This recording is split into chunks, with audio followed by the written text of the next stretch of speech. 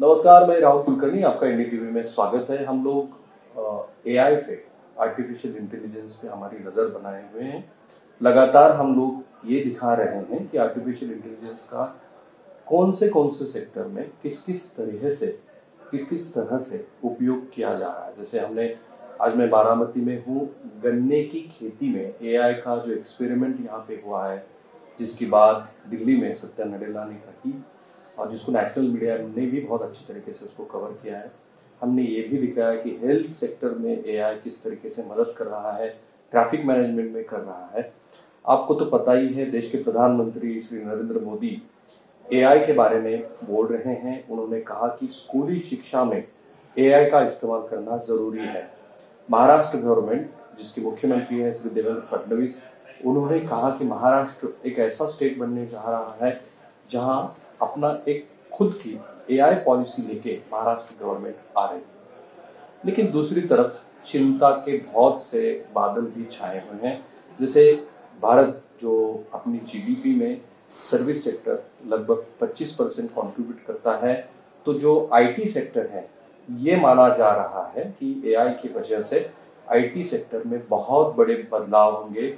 खासकर जो डेवलपर्स हैं, उनके लिए आगे जाके दिक्कतें भी आ सकती हैं। कुछ राजनेता भी जाहिर तौर पे ये स्टेटमेंट कर रहे हैं कि एआई की वजह से कई लोगों की नौकरियां जाएंगी और जो देश अपनी लोक संख्या की वजह से पूरे जग में जाना जाता है, उसके लिए आगे बहुत सी चैलेंजेस होंगी। तो चर्चा दोनों तरफ है। हम इस पे चर्चा लगातार अलग अलग जो एक्सपर्ट हैं उनसे कर रहे हैं। लेकिन आज हमारा सौभाग्य है कि हमारे साथ डॉक्टर अजीत जावकर हैं, जो कोर्स एडवाइजर हैं university of Oxford, artificial intelligence की जो वहाँ पे डिवीजन है, और एआई के फेलो हैं ministry of justice, UK government. Sir, आपका स्वागत है। Thank you. और मुझे आपने कहा कि यूके गवर्नमेंट तो एआई को उनके इकोनॉमी का एक ग्रोथ इंजन की तरह देख रहा है। How is it possible? इसके तो कई कारण है।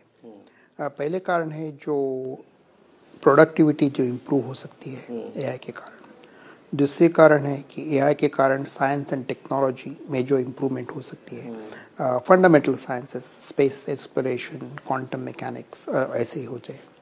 और तीसरा कारण है कि स्टार्टअप्स और growth engines with that. UK has a good track record of inward investment in AI. तभी आप बोले तो गूगल ने काफ़ी इन्वेस्टमेंट की है, माइक्रोसॉफ्ट ने की है बिलियंस में, सेल्सफोर्स ने की है, अभी रिसेंटली और एक दो कंपनियों ने भी की है, ओपन एआई, मेटा और वे। तो इसका कारण ये है कि यूके में ऑलरेडी एक स्किल्स बेस है। ऑक्सफोर्ड के से है, कैम्ब्रिज जैसे कंपनीज है, उनकी इकोसिस्टम है, उनकी हब है। तो अगर कौन से ही देश को डिफरेंशिएट करना हो तो AI is one of the key drivers for that. तो मेरे हिसाब से the government is taking the right step, the British government is taking the right step of going with full heart into AI. So this is how I see it. Okay, लेकिन आपने कहा कि एक economical growth engine के तौर पे देखते हैं। उन्होंने सेक्ट भी आइडेंटिफाई किए होंगे कि जहाँ पे उनको लग रहा है कि I can grow their economy, because I know there are several challenges in front of UK. Brexit happen, many political instabilities we have seen, witnessed. हो, बराबर है। तो there are challenges in many parts the economy, but overall the AI sector is doing well. पहले तो ये बात है। दूसरी बात है कि एआई में तो चैलेंजेस तो है ही, कौन से भी एरिया में देखो, कौन से भी कंट्री को देखो, but those challenges are a part of any technology that is going very very rapidly. अगर एआई का ग्रोथ रेट कम होता तो उसका शायद इम्पैक्ट और कितनी कंसर्न्स भी कम होती। लेकिन वी आर टॉकिंग अबाउट ये जो AGI बोलते हैं, आर्टिफिशियल जनरल इंटेलिजेंस, तो ये शायद 5 साल बोलते हैं, विद इन 5 years। इसका अर्थ होगा कि ह्यूमन लेवल की capability AI will achieve in some areas, correct. तो इसका अर्थ होगा कि इसका तो डेफिनेटली काफ़ी इम्पैक्ट हो सकता है। So this is how I see it. अच्छा, आप तो ऑक्सफोर्ड यूनिवर्सिटी जुड़े हैं, वहाँ पे आप इंटेलिजेंस एआई पे ही काम कर रहे हैं, तो यूनिवर्सिटी के लेवल पे क्या हो रहा है? यूनिवर्सिटी के लेवल पे काफ़ी एरियाज में हो सकता है इम्पैक्ट। एक तो है कि AI can be use for teaching and students and so on so fourth. लेकिन दूसरा जो एरिया है उसका कारण ये है कि एआई जो जो इसकी जो वैल्यू है वो काफ़ी रिसर्च में है। सो जो रिसर्च जो लोग करते हैं उनका वेरी कंपनीज पे काफ़ी इम्पैक्ट होता है। अभी अभी गूगल का पेपर देखो, ट्रांसफॉर्मर्स का पेपर है, वो पेपर से पूर्ण generative AI has started, correct? So it was a paper written by 6 people from Google and वो पेपर के हिसाब से the whole generative AI has started with that.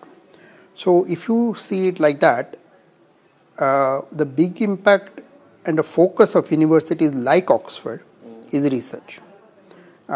There is all different types of universities, they have different focus in AI. दूसरा focus हो सकता है कि domain level पर एक्सपर्टीज, करेक्ट? तो कभी बोलो हेल्थ केयर, साइबर सिक्योरिटी, वो जो एरिया है उसमें काफ़ी स्पेशलाइज करने के चांस है यूनिवर्सिटी लेवल।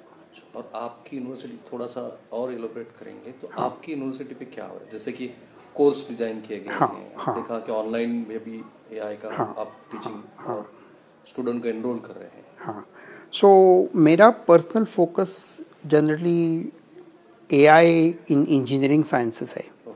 इंजीनियरिंग साइंसेस मतलब mechanical, electrical, that type of heavy engineering, that includes sensors, drones, digital twin, and so on and so forth. Outside of that, one of the other big focuses I have certain key areas which I am deeply investing in. Right. For example, AI with what we call as low code AI, मतलब AI के help से AI सिखाना। Okay, AI की ही help हाँ, से AI सिखाना, हाँ।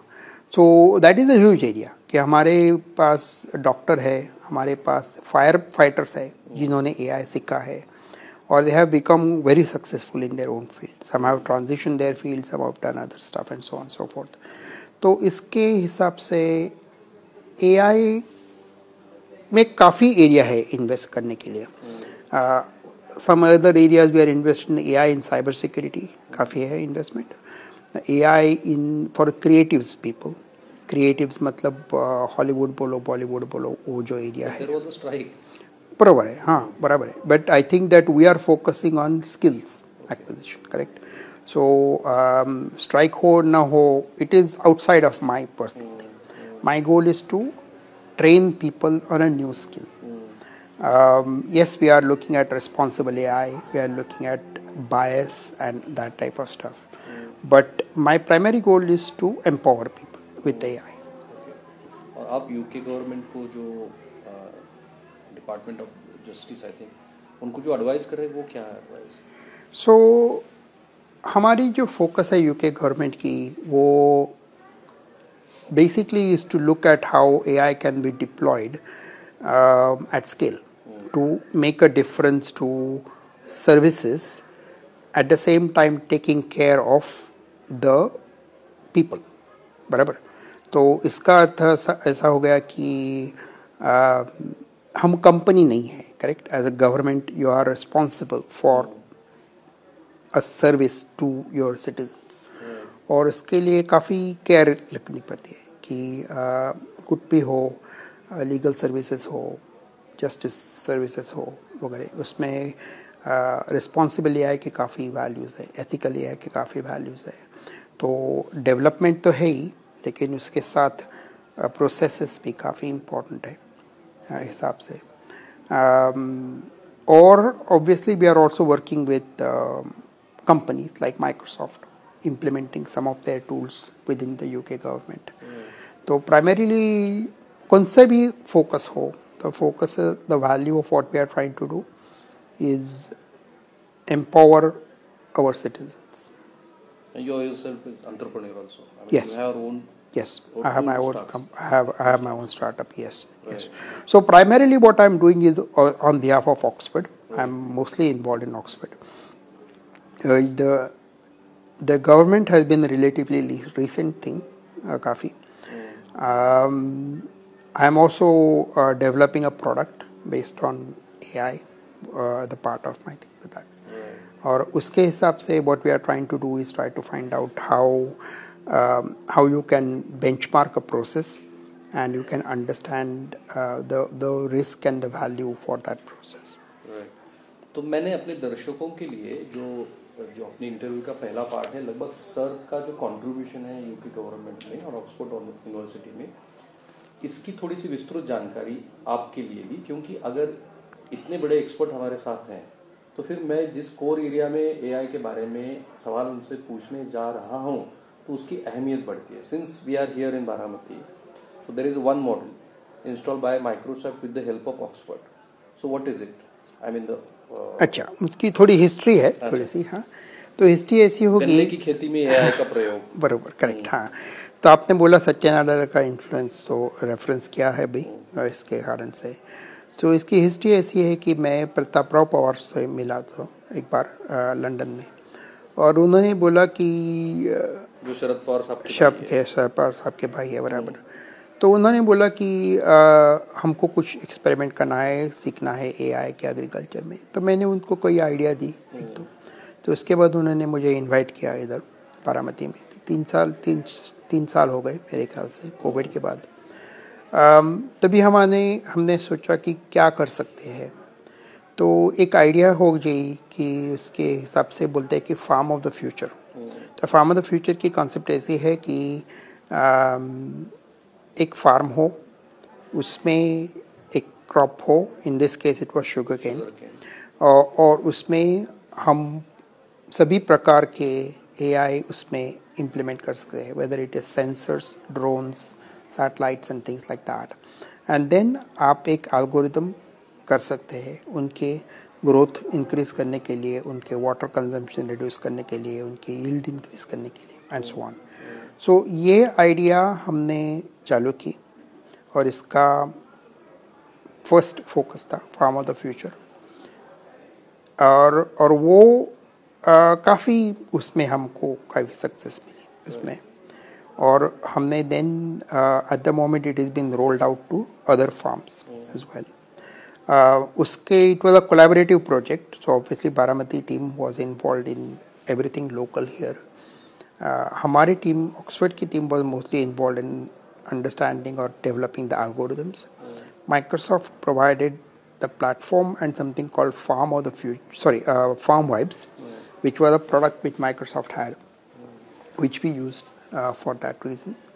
So this was one of the biggest implementations of Farm Vibes outside of the US, and the center of excellence for that. So आपने जो बोला था कि how this happens, तो मेरे ख्याल से मेरी फिलोसफी तो सेम है, ऑक्सफोर्ड में है या गवर्नमेंट में है वगैरह. तो AI is not a one person's game. It is no matter how, obviously I know, I have some experience in this, but वो जो होता है, जो स्किल्स और टीम वर्क काफ़ी होता है, तो इट्स अ कोलैबोरेटिव एफर्ट. तो मैंने वैसे ही मॉडल ट्राई करना इधर भी किया कि हमारी लोकल टीम है, योगेश सर है, नीलेश सर है. What are the primary findings? I mean, whether the yield's been really increased, the inputs been really gone down? Correct. So we have the farm of the future where we can monitor all the things and we can show we have yield increase, water reduction, and so on and so forth. 30%, 40%, something like that. So there is an increase in productivity by 30%. 30-40%. Reduction in the water consumption also. हाँ, वो जो I think Yogesh sir and Nilesh sir would be able to give you the exact numbers with that. Because operationally I am not based here, so I think they will be able to. But those are the parameters we were looking for: the yield, the water reduction, the growth, and so on and so forth. और अभी now the focus has been to take it to other farms, and that process still started just now with a few months ago.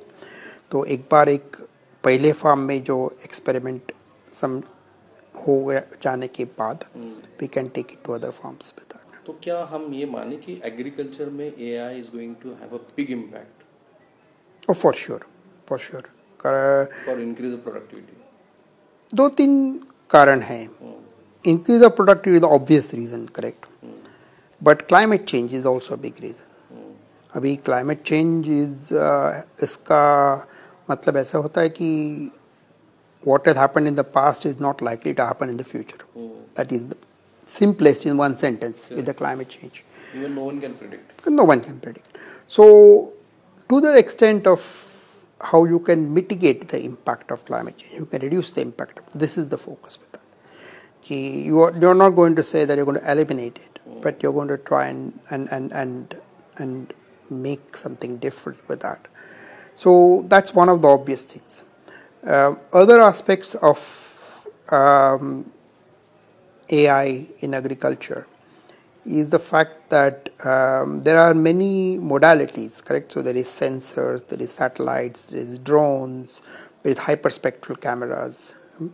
So उनके हिसाब से you get a lot of data, which is and we are doing that here. You know, we have satellites here, we have drones here, we have hyperspectral cameras here. तो उसके हिसाब से then you are able to create something which is looking at more than one way of the same problem.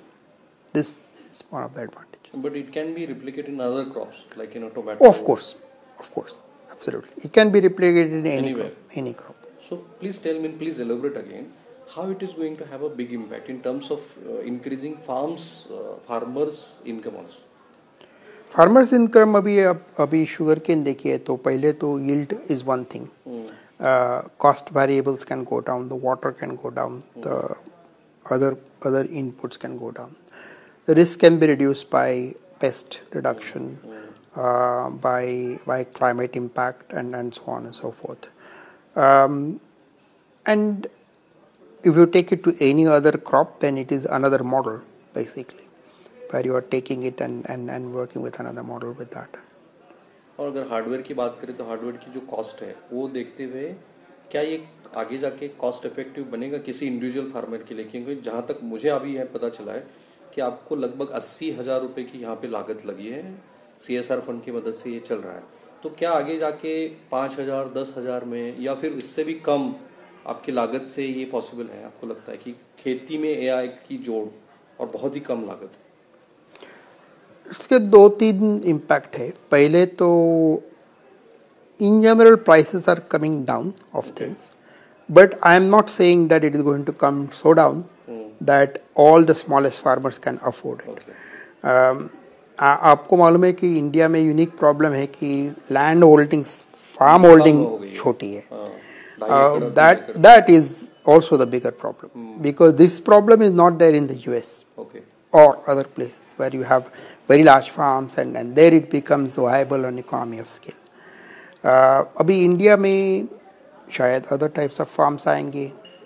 There might be some farmers who are progressive, or there might be some farmers where AI is not needed. I do not think that it is a solution for everything. Correct. So not necessarily that will be there for everybody. Right. थोड़ा हम लोग global की बात करते हैं. मुझे positive पर्सपेक्ट से और निगेटिव पे भी बताइए कि AI ग्लोबली क्या अफेक्ट कर रहा है, क्योंकि जो उसके जन्मदाता हैं, जो मीडिया में उनके बारे में बहुत खबरें आती हैं कि उन्होंने कहा कि ये it is going to have a big impact more than nuclear power. So is it true? और अगर वो दोनों तरह से इफेक्ट कर रहा है तो क्या इफेक्ट कर रहा है? तो आई थिंक आप बोल रहे हैं कि जेफरी हिंटन की बात कर रहे हैं. तो जेफरी हिंटन ने काफ़ी स्टेटमेंट्स किए हैं. One of them is that AI will become conscious. अभी मेरे ख्याल से it is a speculative statement, although he is an expert of learning deep learning neural networks. तो एक deep learning is a very mathematical concept of building a neural network. उसके हिसाब से consciousness होगी या नहीं is a debatable thing to say. पर लोगों की इसकी चिंता है फॉर अ फ्यू रीजन्स. कि पहले तो लोगों की थोड़ी सी साइंस फिक्शन से जुड़ी हुई है आइडियाज़. अभी टर्मिनेटर मूवी देखो, वैसे देखो, हॉलीवुड देखो. हाँ, तो वो साइकी में होता है लोगों के कि ऐसे कुछ हो सकता है. हाँ, ऐसे कुछ हो सकता है. But आप जो when you work with it, it is very straightforward. I mean, it is just training a model with some data and inferencing with that. लेकिन माना जा रहा है कि 5-6 साल के बाद शायद आज से कि जो मानवीय बुद्धिमत्ता है उस लेवल पे एआई आएगी तो शायद वो डिस्ट्रॉय भी कर सकती है. Is it true in some sector at least? So ये जो है इसके बोलते हैं कि लोग बोलते हैं AGI. ये जो AGI बोलते हैं इसके हिस्टोरिकली लोग बोलते थे कि 15 साल लगेंगे, अभी बोलते हैं 5 साल लगेंगे. It is a little bit unclear what exactly AGI means, correct? The general definition of AGI is something where one AI can do multiple tasks. लेकिन वो कितपत embody हो सकता है robotics में और कुछ हो सकता है और something like that. That is the thing. अभी आपने जो क्वेश्चन जो फ्रेम किया है whether it will destroy everything, जो मेरे ख्याल से again the question also is implying a threat. तो मेरे ख्याल से अगर AI becomes highly intelligent, super intelligent बोलते हैं, तो इसका अर्थ क्या हो सकता है? It is thinking about it like a very powerful computer which can solve many equations, correct? How does that destroy something? It's a little bit of a question mark with that. So the question is, when I say it will become highly intelligent in 5 years, what I'm trying to say is that it will be capable of making insights which a human expert could make in that same field. So इसके काफ़ी impact हो सकते हैं. Can it be a destroying tool for the enemies of states? I think AI is definitely used in warfare. The question is autonomy, the level of agency. Agency matlab what can it do on its own, correct? So even now there is all sorts of technology used in warfare. But the question is, if I have a drone or something which goes on and finds on its own something, and whether it decides on its own that this is an enemy and whether it decides on its own to go and attack it. So this is the meaning of autonomy. और वो काफ़ी debatable है, कुछ पता है, लेकिन ultimately उसका human creator है. यस, कि अभी भी कर सकते हैं. You can still design a machine which will do something on its own, correct? But most people design it such that there is an level of control of the machine. तो मैंने सवाल यही पहले पूछा था कि ये globally particularly in economical sector में क्या इम्पैक्ट कर रहा है? आप यूके की बात करिए, आप यूएस की बात करिए, आप यूरोपियन कंट्रीज की बात करिए, स्कैंडिनेवियन नेशंस की बात करिए. 2-3 इम्पैक्ट है. पहले तो अभी यूके जैसे कंट्री में, जो कि छोटी कंट्री, जो छोटी कंट्री है, क्वाइट एफ्लुएंट कंट्री है रिलेटिवली, तो inward investment is one thing. Science and technology is the other one. I think I had said this before also, startups and so on and so forth. But other countries are also trying to develop it on their own merit. अभी जो आप बोले कि India जैसी country has a lot of developers, so there is one thing with that. There are other countries who are investing very heavily in compute. Compute का मतलब like NVIDIA, correct? So there is something like buying GPUs and so on and so forth. That this is a classic thing with the UAE and countries like that are doing. So when you look at it like that, I think that there is many areas where countries are positioning their own strengths and trying to do some things with that. Abhi bole currently, if you ask who is leading, then I think it is USA and China. Those two countries are leading in terms of AI. Or ultimately AI has 2 or 3 parameters. First one is compute, how much money you have to build a system. The second one is skills, what level of people you have to actually do something with that. So there are a few areas where AI is important to understand the impact on the economy. क्योंकि इसमें emerging markets हैं, तो brick countries जो हैं उसके ऊपर आप क्या देखते हैं, क्या इम्पैक्ट होगा जो इमर्जिंग मार्केट है, और पर्टिकुलरली ब्रिक की अगर बात करें? इमर्जिंग मार्केट है, उनमें पहले तो इनोवेशन इज लो कॉस्ट. अभी इंडिया में जुगाड़ और एनी ऑफ दोस कॉन्सेप्ट्स, हाँ हाँ जुगाड़ के लिए, हाँ, any of those concepts relative to that. So इसी हिसाब से AI in those countries will be quite different approach. But AI is so new कि इसमें भी काफ़ी areas which are not explored है. अभी one of the areas which I am looking at, a lot of countries could be looking at, is small language models. ये large language models बोलते हैं, लेकिन small language models which are vertically oriented towards something, वो is quite an important area with that. So those areas are quite important with this. अभी ये जो कर रहे हैं, बारामती भी जो कर रहे हैं, ये vision is duplicable to exactly to emerging markets. Right. Because ये जो कर रहे हैं, ये मॉडल है, ये क्लियरली इंडिया के हिसाब से है. So it can work in South Africa, it can work in Africa, it could work in Brazil, that type of thing. So clearly I think that there are a lot of areas where it could be possible. Right. तो अगर आपने अभी developer की बात की, India में बहुत developers हैं, और चूंकि इंडियन जीडीपी में सर्विस सेक्टर का जो कंट्रीब्यूशन है वो लगातार बढ़ता जा रहा है, अब लगभग 25% तक पहुंचा है. मैन्युफैक्चरिंग इज डिक्लाइनिंग, जो एक्सपोर्ट है वो भी एक्सपोर्ट कम होता जा रहा है. अभी डोमेस्टिक कंजम्पशन भी बहुत कम हो रहा है, रूरल कंजम्पशन थोड़ा सा बढ़ा है, लेकिन ओवरऑल अर्बन कंजम्पशन जो है वो बिल्कुल डिक्लाइन पे है. तो अगर इस स्थिति में डेवलपर के लिए एआई अफेक्ट करेगा, तो इंडियन इकोनॉमी के पर्सपेक्टिव से आप क्या देखते हैं? मेरे ख्याल से तो डेवलपर को तो इम्पैक्ट होगा ही. इसका कारण ये है कि लोग जो चैट जीपीटी देखते हैं, तो जो टेक्स्ट के लिए chat GPT is very good at generating code. Not just chat GPT but other large language models as well. इसका डायरेक्ट इम्पैक्ट हो जाए कि if you look at the job market, जो जूनियर डेवलपर है, वो job can be done by AI relatively even now. Entry level engineer, हाँ, entry level engineer, हाँ.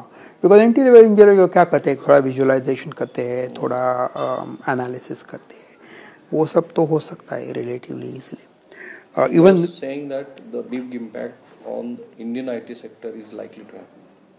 Oh, I believe that. I believe that. Yes. I believe.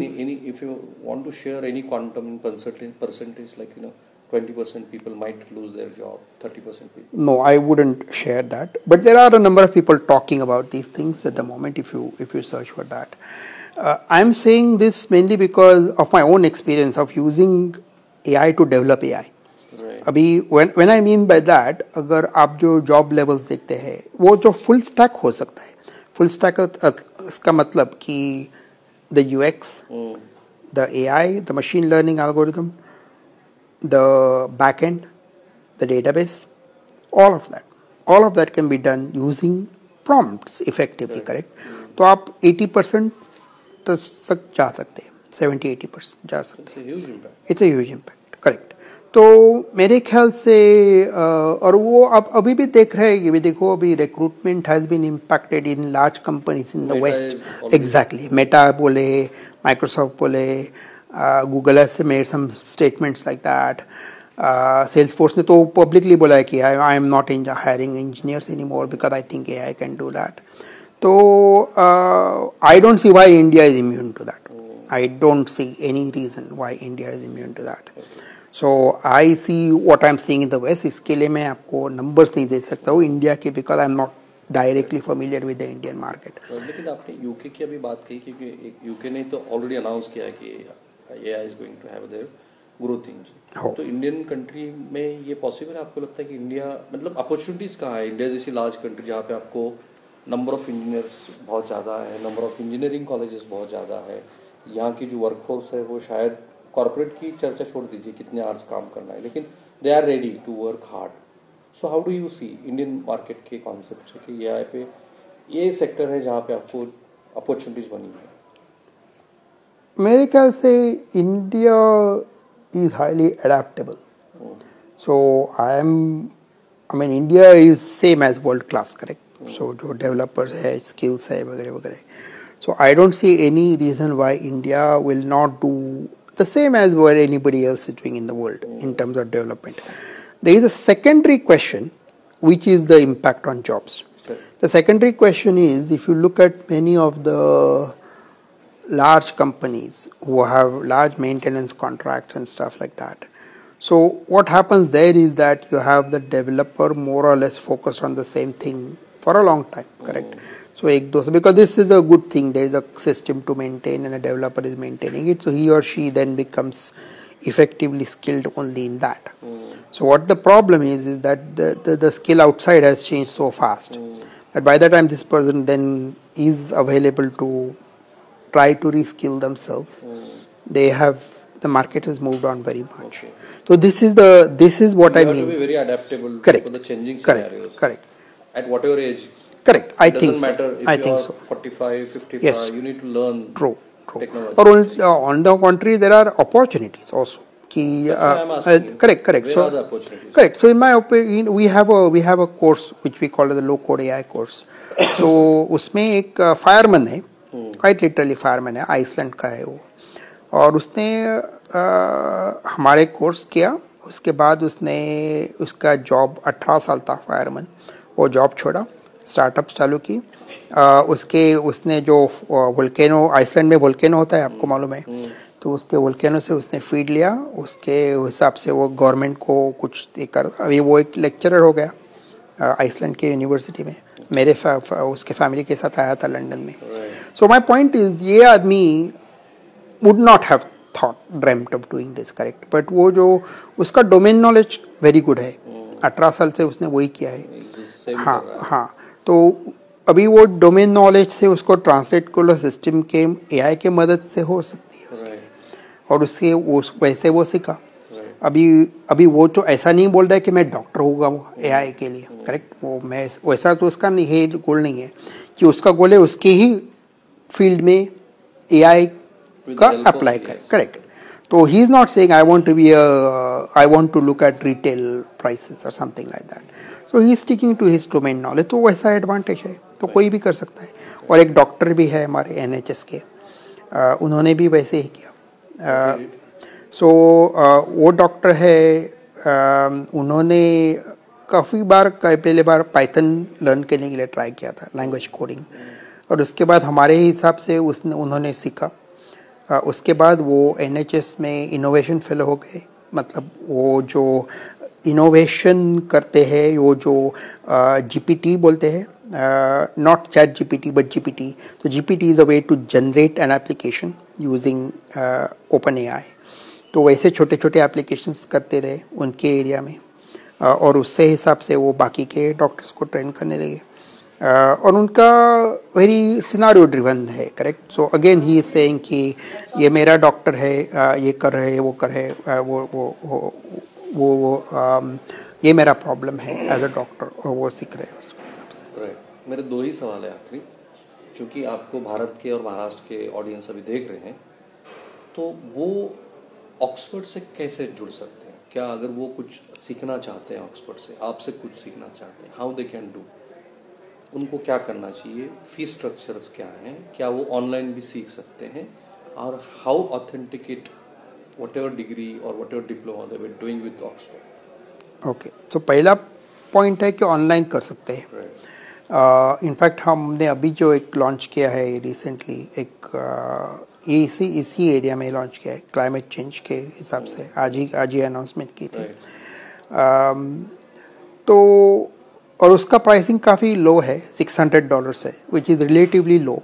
600 multiple by whatever 85. हाँ, in currency. हाँ, but for an Oxford certificate with that it is quite a good price. Who can apply for it? It is actually open to anybody. Okay, even undergraduate can over 18s. Over 18s. Over 18. वो over 18 जरा रखते हैं because I think that it's a headache if it's online, तो काफ़ी हमको भी risk होती है. but over 18 there is a lot of people, correct? So it's One still a lot. certificate course is there. हाँ, सर्टिफिकेट कोर्स है. Okay. दूसरा जो है, then if you want to actually apply to Oxford, then it is the same as anything else, कि आप जो apply कर सकते हैं और ये कर सकते हैं. और उसमें भी काफ़ी एरियाज है. अभी मेरा जो इंटरनल जो ऑक्सफोर्ड है वो जो इंजीनियरिंग साइंसेस में है, तो उसमें हम AI इन स्पेस लिटरली देखते हैं. AI in space. हाँ, AI इन स्पेस, हाँ, ऐसे हाईली कॉम्प्लिकेटेड प्रॉब्लम देखते हैं. तो that is the characteristic of Oxford, Cambridge and so on so. तो जो प्रॉब्लम स्टेटमेंट है उसमें काफ़ी हार्ड प्रॉब्लम होते हैं ऐसे. और उसमें लाइक इंजीनियरिंग, करेक्ट, इंजीनियरिंग बोले तो आप दो ब्रिज है, the two bridges are not the same, correct. Every bridge is a different problem. So you have to understand everything, you have to apply it to the problem statement, and you have to do something which is optimal. You have to balance, you have to look at the constraints, you have to look at the risks, you have to look at the threats, you have to look at the tolerances. So it's an engineering problem, correct?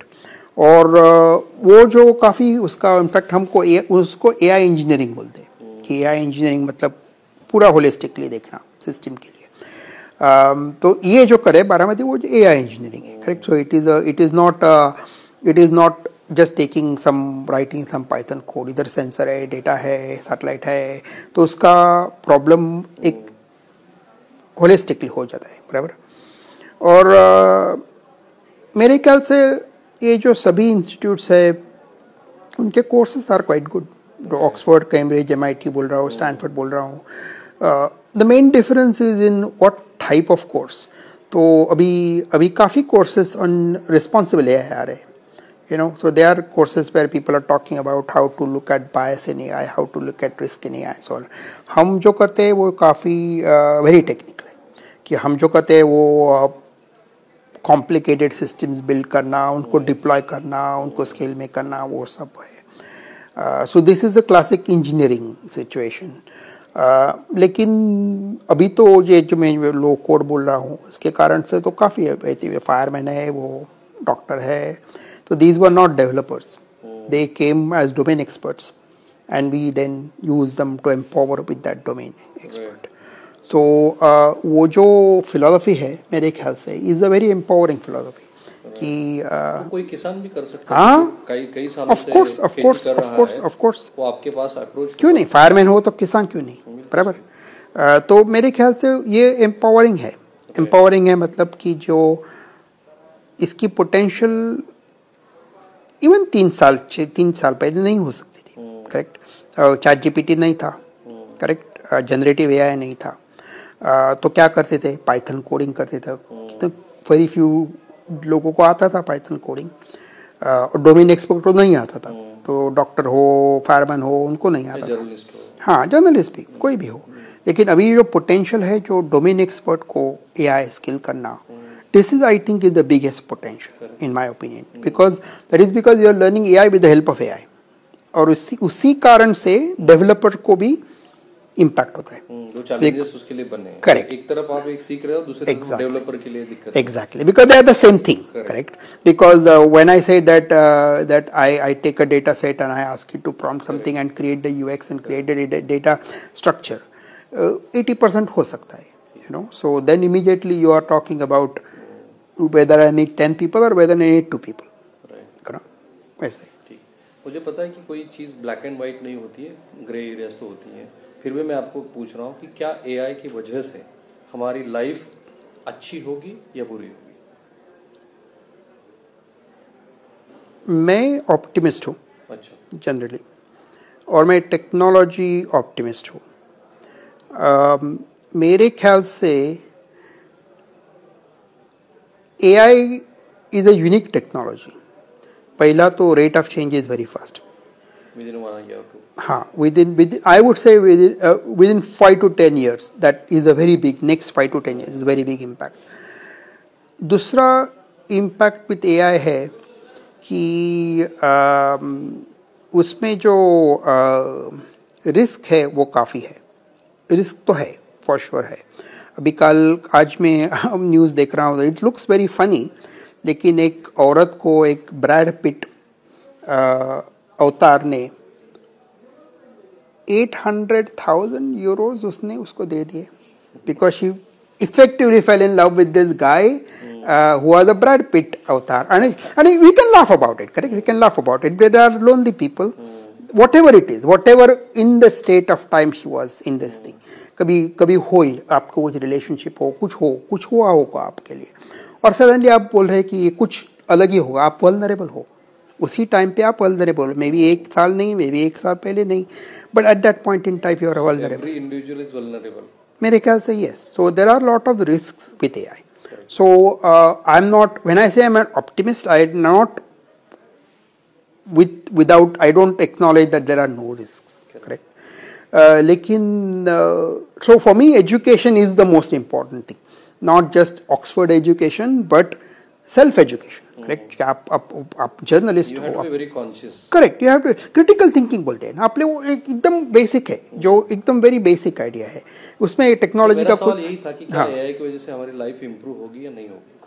मेरे ख्याल से तो काफी improve होना चाहिए, हो काफी.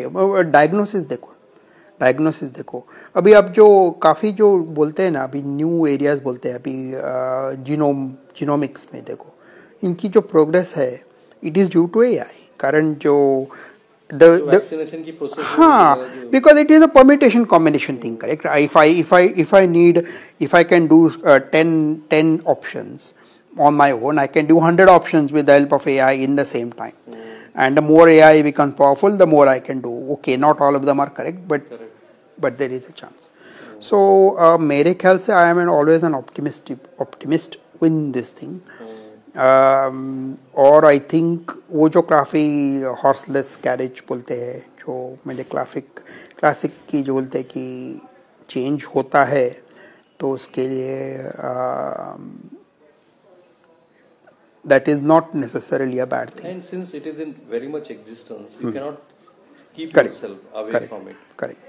और वो भी बराबर है, आप जो बोल रहे हैं कि you cannot stop it.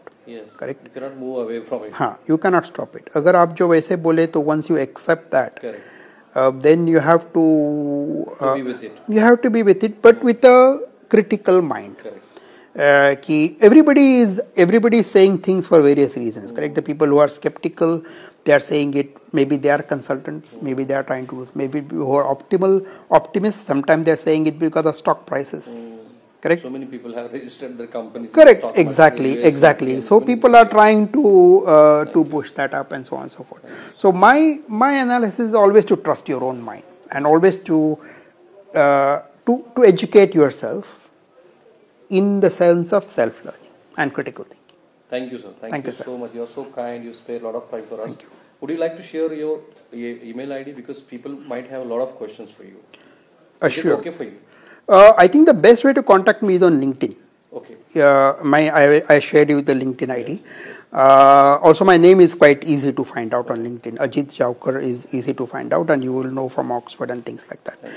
That would be the best way to contact me. Thank you, sir. धन्यवाद. ये जावकर सर हैं, और जो मुझे सबसे बड़ी बात तो ये लगी कि जो स्पीड एआई का है, जो हमारी जिंदगी में बदलाव ला रहा है, तो मुझे कभी कभी ये सवाल आता है कि क्या गवर्नमेंट किसी भी देश की हो, क्या वो तैयार है इस बदलाव के लिए? इंडिविजुअल लेवल पे तो हम लोगों को अब इसके साथ में ही रहना है, तो adaptation is better for us. Cameraman Niketan Manik के साथ में राहुल कुलकर्णी, एनडीटीवी, बारामती, पुणे, महाराष्ट्र.